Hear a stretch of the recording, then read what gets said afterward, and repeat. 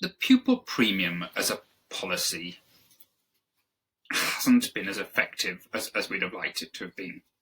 It hasn't had the impact that we'd have liked it to have. I think there are a number of reasons for that. I think one of those, of course, is that some things are out of our control. And not least as we're seeing at the moment, the sort of the sort of global pandemic, which is going to disproportionately impact on our most disadvantaged and vulnerable pupils. But also, I think that policy, that investment in disadvantaged, vulnerable pupils, has been a boat against the current of wider social policy. The impact of austerity has negated the impact of funding to support children from less fortunate backgrounds. So there's been some sort of external factors that have worked against us. And I think there have been some system-wide problems, which I'll speak about as we go through the presentation, that sometimes the way that schools have been held to account for the use of an impact of pupil premium has worked against a long-term approach. Schools have been expected to justify what they're spending the money on more than actually being asked to show what impact they're having from that funding.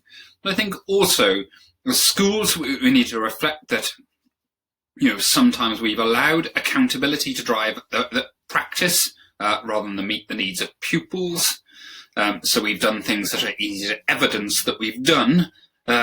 We've focused on things that are easier to show that we've enacted, rather than the things that we think will really, really make a difference for those pupils in the long term.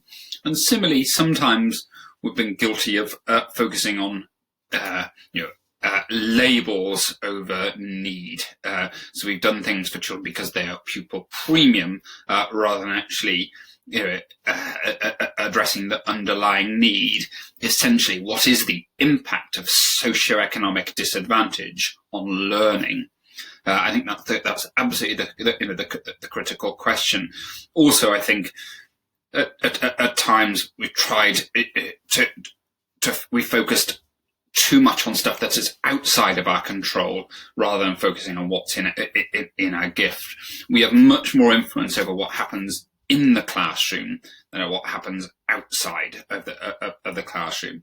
And what we end up doing, if we're not careful sometimes, is othering, and blaming external factors rather than actually addressing things within school. And I think there's a broader point around if we stop believing that we can get better at this agenda, inadvertently what we end up doing is blaming pupils and their families for the weaker outcomes for those children. So it's very much about focusing on what's in a school's gift. Within the presentation, I'll make some generalizations about children, pupils from less fortunate backgrounds. Those are not my views or my values, but within the context of 30 minutes, and be caveating every point. Our disadvantaged pupils are the canaries down the coal mine of our schools. When things go wrong, the most vulnerable, the most disadvantaged pupils come off worse, and we're seeing that. We're seeing that at the moment with school closures. School closures disproportionately will impact on the most disadvantaged and vulnerable pupils. And they're the canaries down the coal mine in our school. But even in normal circumstances, for example, if we struggle to recruit and retain subject specialist teachers or high quality staff, both in terms of academic but also support and pastoral care, it's our most disadvantaged pupils that come off worse. They're the problems hit those children first.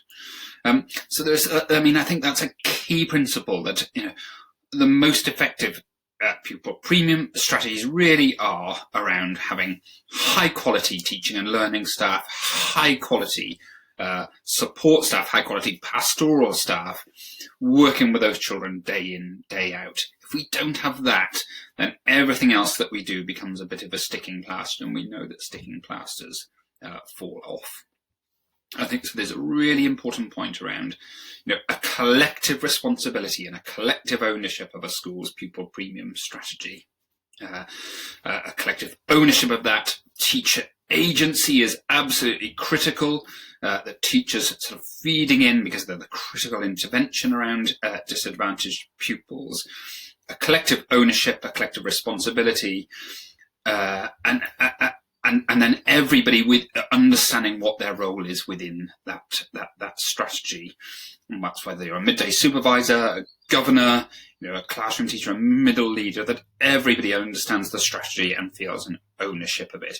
And it should be rooted in pupil need, really, really clearly identified, because there's nothing more that's going to sort of create initiative fatigue and put people off on this agenda by asking people to do stuff that they know really isn't going to make a difference, for those pupils. So avoiding superficial strategies that are easy to evidence that we've done at all costs.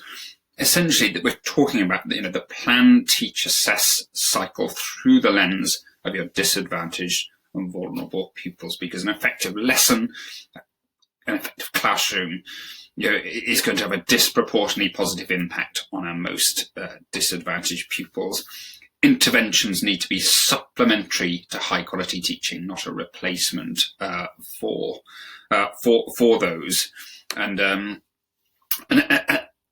I think there's a really key sort of, I guess, fundamental principle that to get it right, we need to give our teachers, our support staff, our pastoral staff, the capacity, the expertise, the professional knowledge, the professional development, the support to meet the needs of our disadvantaged and vulnerable pupils. That should be the driving force behind a strategy.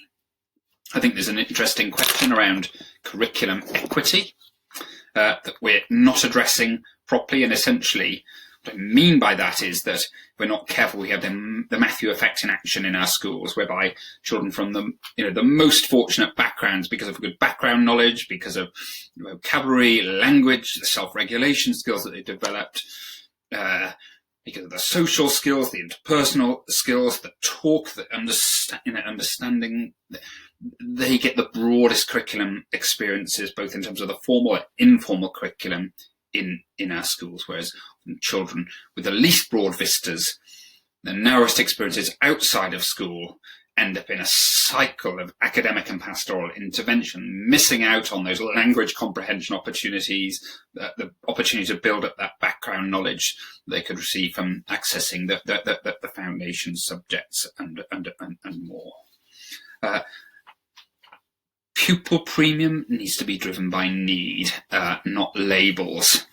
Labels set limits on what pupils can achieve, and they tell us very little about of children as individuals. Pupil premium tells us a pupil has been eligible for free school meals in the last 6 years, once in the last 6 years. It doesn't tell us about their learning needs, and we need to be driven by need. Pupil premium moments are about moments in classrooms and in learning. There's a wonderful lesson in a school in Kent quite recently, where looking at the Simon Armitage poem, pupil was just teasing out some really interesting thoughts of some vulnerable pupils in the class, valuing their contribution, giving them time to talk. But also, with that wonderful thing that teachers do with eyes at the back of their head, asking other vulnerable pupils in the class to say, keep your hand up, keep your hand up. I really, really value your contribution. And she made every one of those pupils feel successful in those moments. That, for me, is a pupil premium moment. It isn't about big, shiny interventions. It's about 1,000 little interactions day in, day out, week in, week out, term in, term out. And make a difference. So your labels set limits on what pupils can achieve, and of course there are complications within those as well. So, for example, a group at significant risk of underachievement are those that have been eligible for free school meals over time. So the impact of poverty over time. To get it right, fundamental to an effective pupil premium strategy is this understanding of pupil need. Harper Lee's there, that wonderful line in the book, to truly understand a person, you have to get inside their skin and walk around it for a little while. And, and if we don't properly get a finessed, nuanced understanding of pupil need, what happens is the strategies that we adopt to address that need tend to be off focus, and we don't see the impact despite the efforts that we might have put in.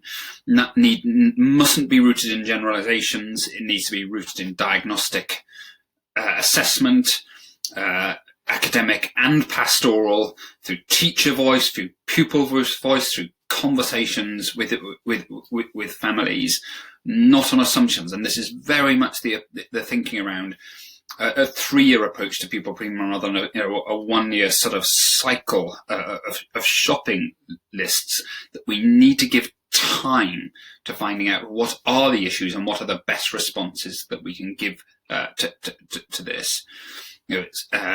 Swain Park School in Essex has just done a really interesting job around this, really focusing on what are the issues here before rushing into activity. I think if we don't get it right, our strategies tend to be a bit, Jackson Pollock, throwing things and hoping that they will hit. I think those issues as pupil need needs to be, it can be broken down into these 3 categories. So pupils and families, so there's things like oral language, background knowledge, vocabulary, social isolation, self-regulation of cognition and emotions, self-confidence, dispositions towards learning, relationships, just poverty, access to resources, gaps in learning through poor attendance, and health and well-being, just limited vistas. Now, that's not an exhaustive list, of course.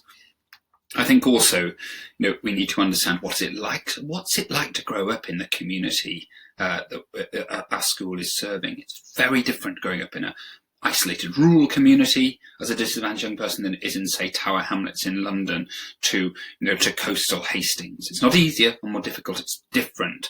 But we need to have that nuanced understanding of what's it like to grow up in our school community as a disadvantaged young person, and not be making assumptions. I think assumptions about pupils are one of the reasons why we just haven't seen the impact of the pupil premium being as strong as we'd like it to be. And then those in-school barriers that we need to sort of recognise, those in-school issues too, around access to high-quality teaching, curriculum equity, high turnover of staff, those kinds of things. But also, the one that we mustn't shy away from is that sometimes schools have negative attitudes towards disadvantaged and vulnerable pupils. And if we've got that, it doesn't matter what we're going to spend the pupil premium on, we're not going to see the impact of that.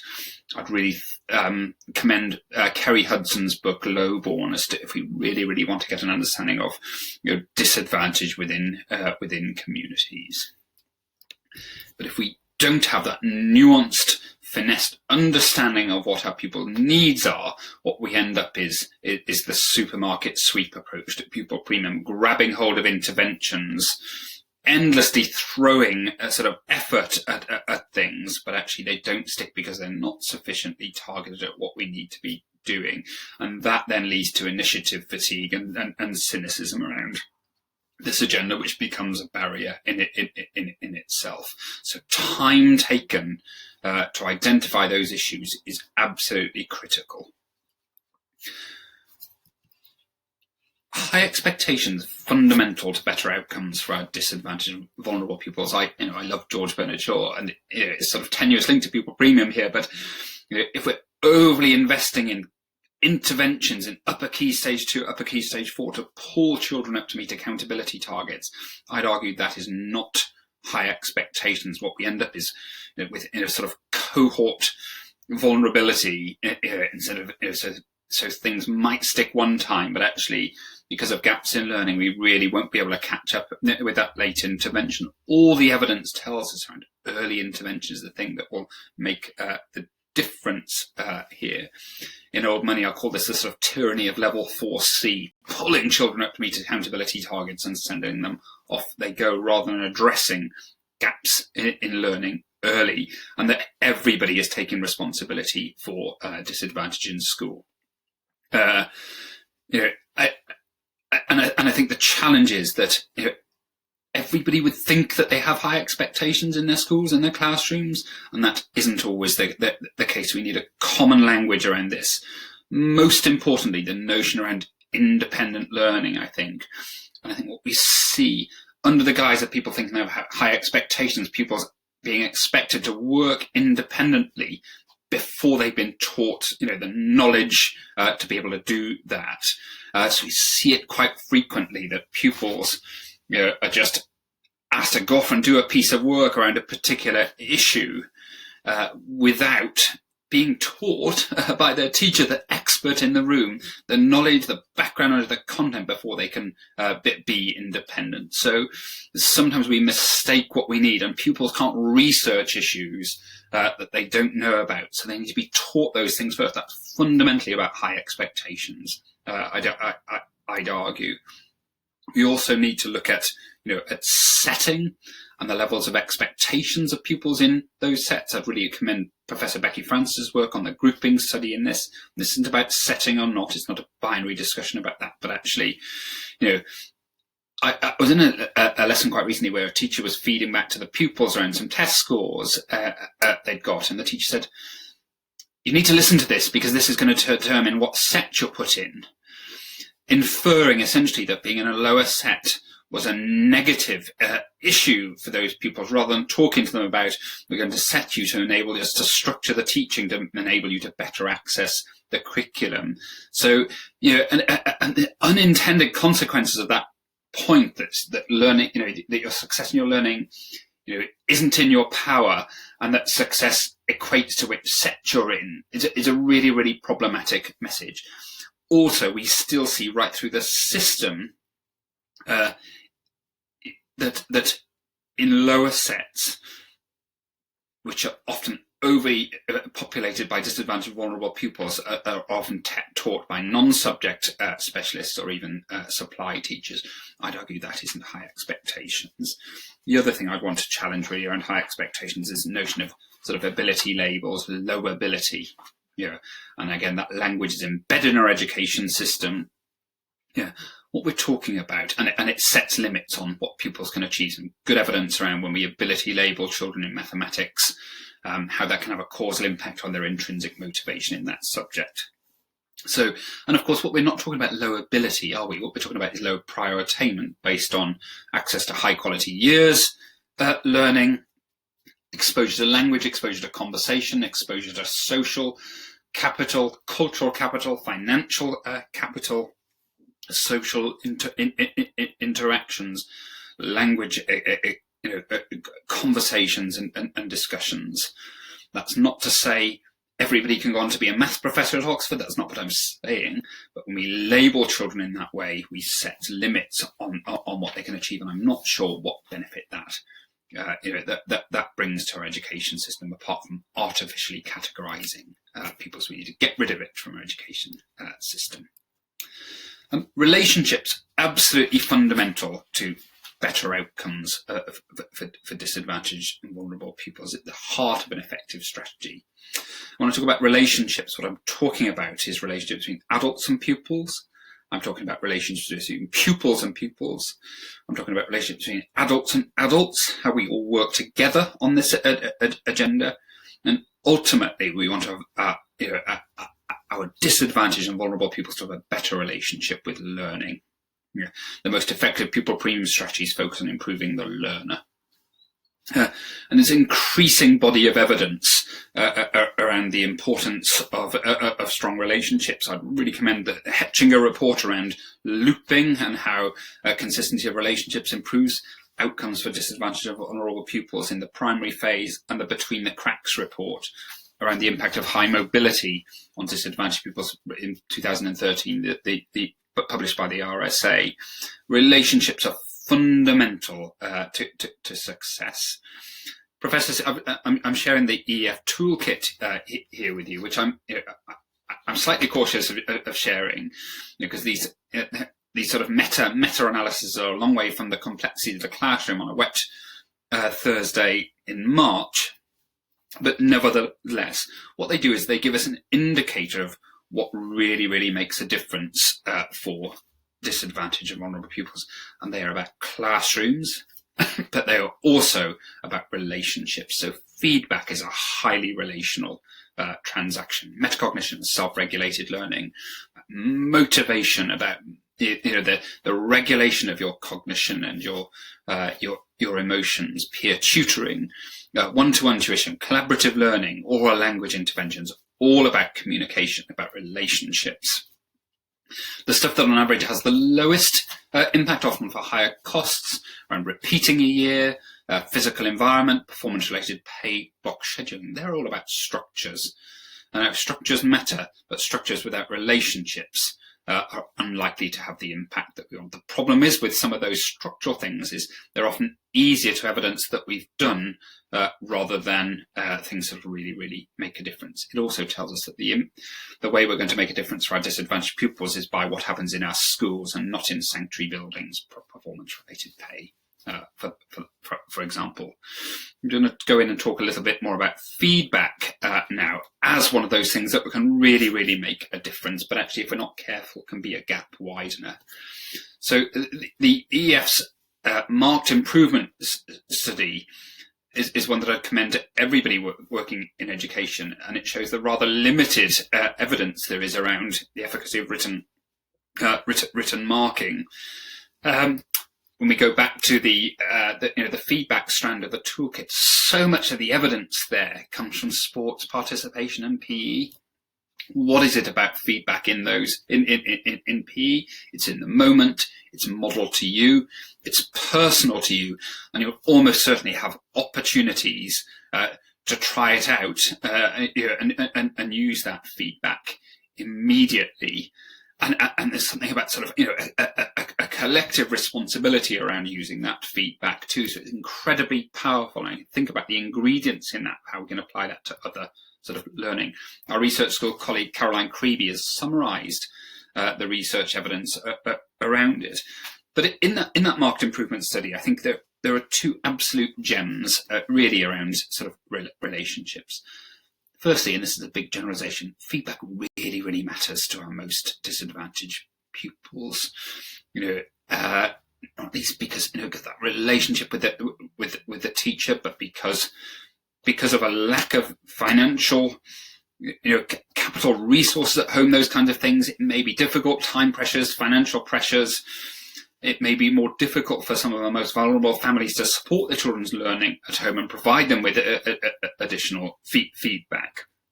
So the work that the teacher does becomes absolutely critical. But there are two relational elements of this that are absolutely critical for pupils to be able to take feedback on board. If we're not careful, feedback becomes a gap widener rather than something that's going to close the gap.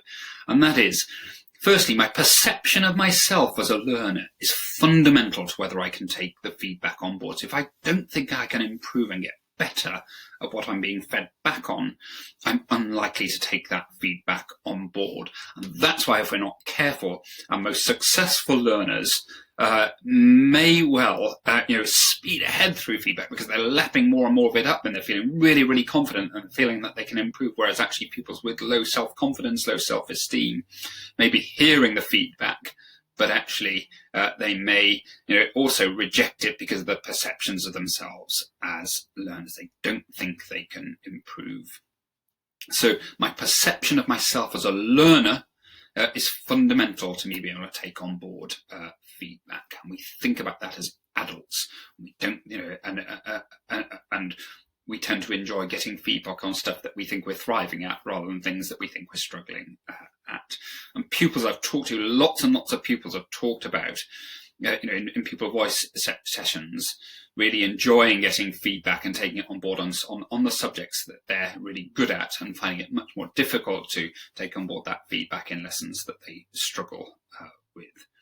The second part of it is the relational element of it. So my relationship with the person providing me with the feedback is fundamental to whether I can take it on board. So if I don't think the adult who's giving me that feedback has my best interests at heart, if I don't have a positive relationship with them, then that fundamentally impacts on my ability to take that feedback on board. So what pupils are hearing when they're receiving feedback from adults may be quite different to how it was intended.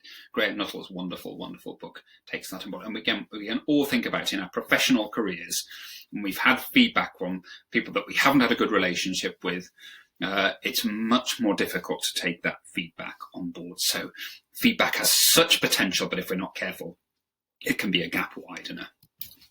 I want to talk a little bit about self-regulation, motivation, and using a couple of examples. Pupils' ability to self-regulate and motivate is potentially a game changer around this agenda. There's a whole presentation, this days and days of sort of input on this, but I think there are just golden moments around motivation, self-regulation, and understanding of ourselves as learners that are often water through a colander in classrooms. In a school in Gloucestershire earlier in the year, in the academic year, and it was Black History Month, and the teacher had a picture of Rosa Parks on the board, and the teacher asked the pupils, did they know anything about her? Because pupils stood up and gave this just wonderful, wonderful speech for about 3 minutes, talking about Rosa Parks, why she chose to do what she did, what she thought the impact of it was, the legacy of that decision making. And there was a golden opportunity around self-regulated learning that was missed. When the teacher said, instead of, she said, well done, now we all know about Rosa Parks. And what she needed to do was ask the people how she knew those things. And then she'd have said, well, I read the book about Rebel Girls, I've watched a TV program about her, I've read about Rosa Parks, I've talked to my parents about Rosa Parks. Because otherwise, all of the pupils that didn't know that information think that pupil is magically clever and think they just acquire that knowledge by magic, whereas learning is a difficult process that you need to commit to acquiring.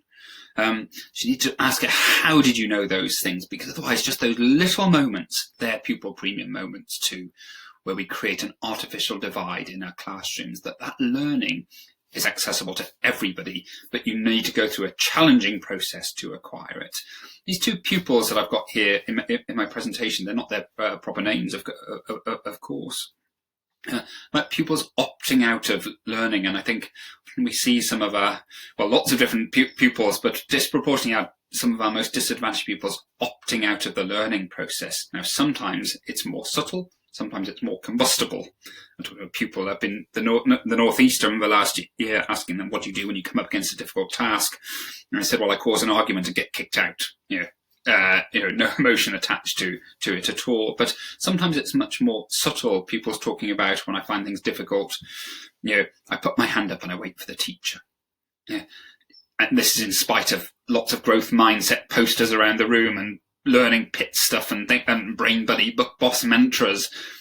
Actually putting my hand up and waiting for the teacher is a way of opting out of the learning and saying it's your responsibility rather than mine. And what we need to do with our disadvantaged and vulnerable pupils is to show them that learning is in their gift, that they own it.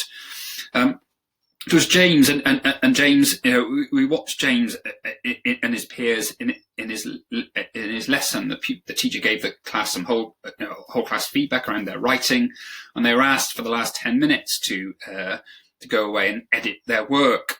And it was just fascinating watching these sort of 4 pupils in the lesson when they were supposed to be editing the work. When they were asked to edit, the first thing they did was to ask could they go to the toilet.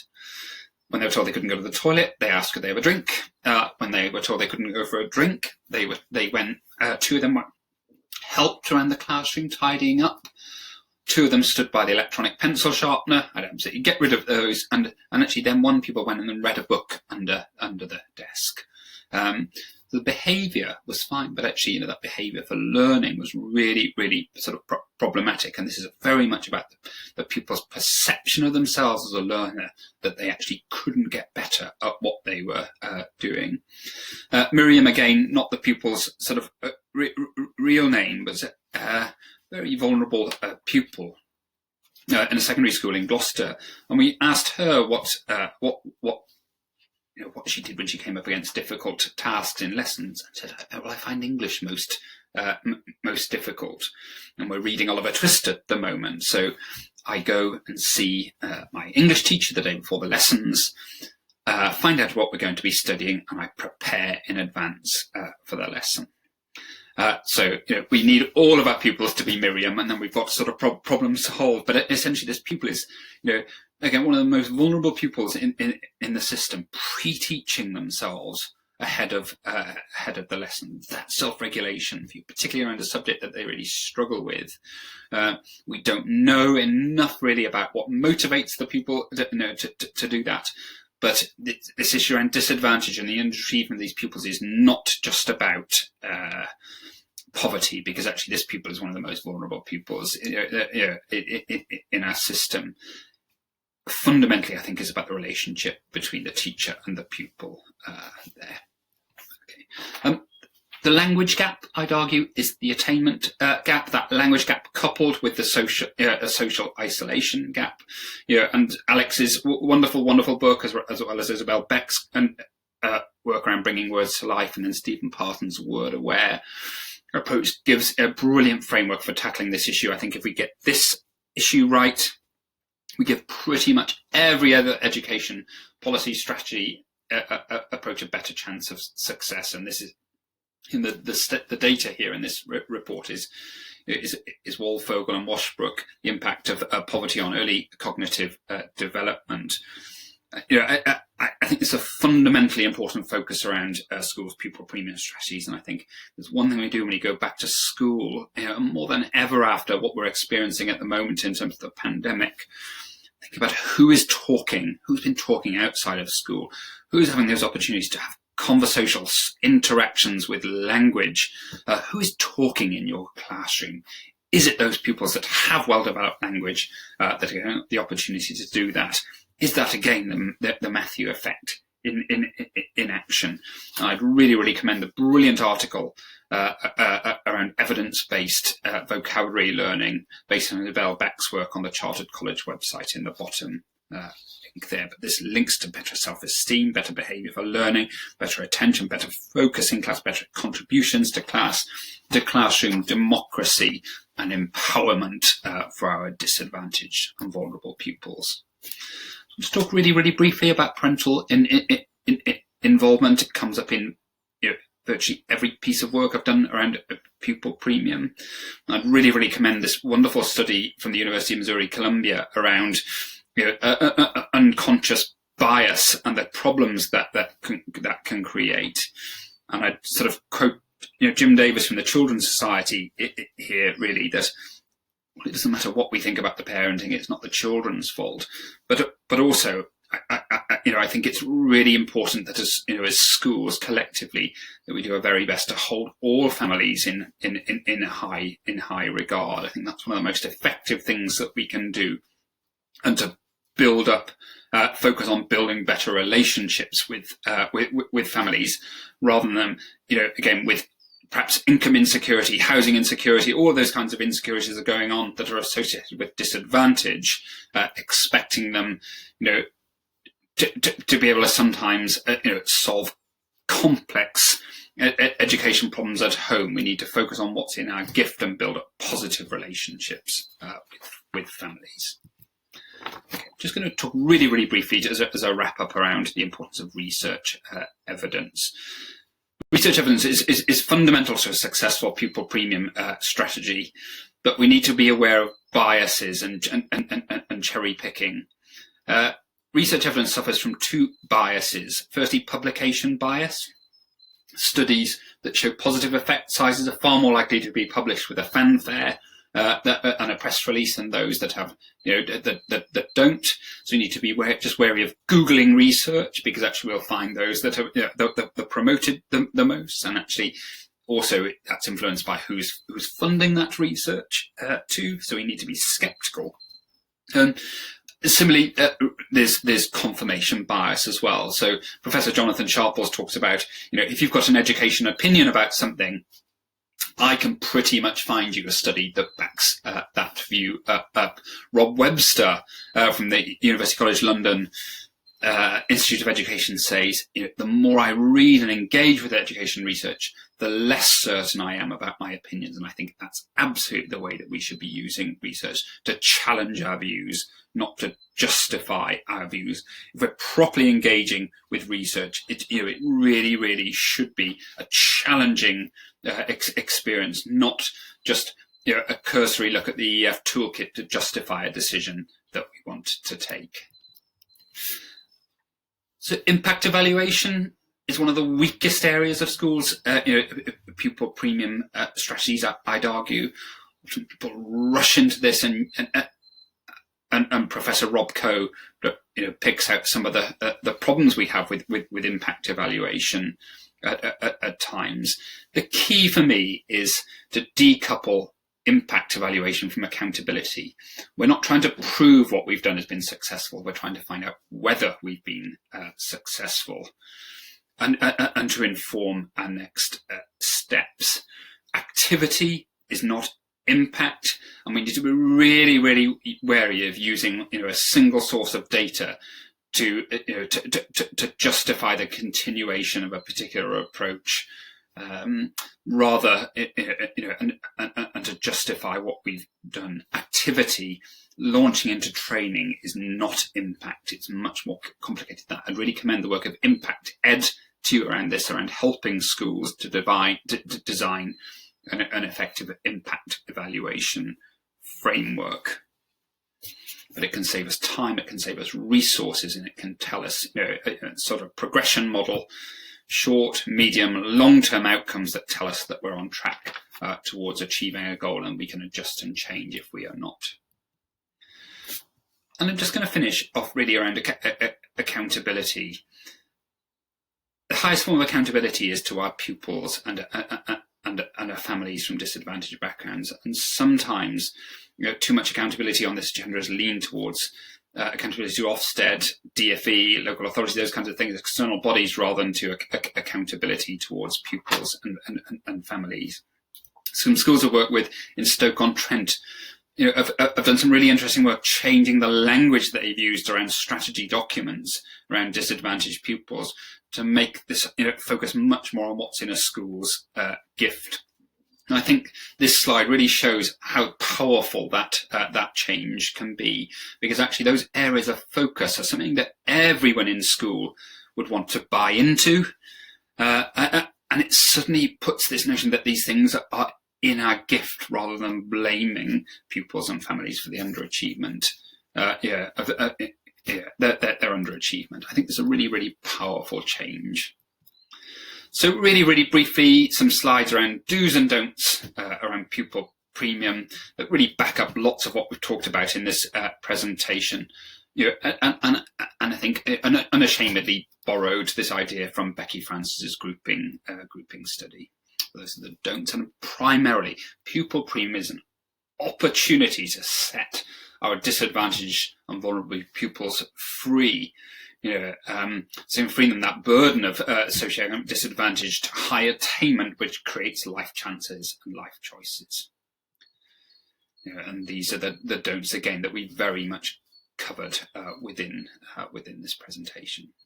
Okay, this next slide is just a simple logic model approach around effective pupil premium strategy design.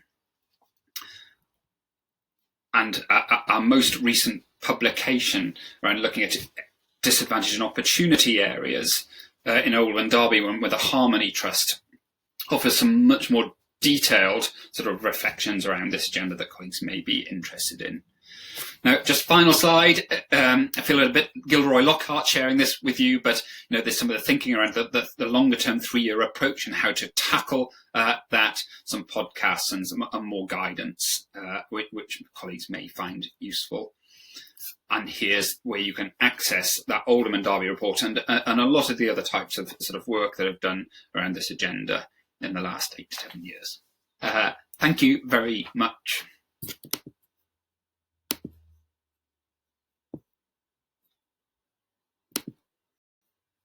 Thank you.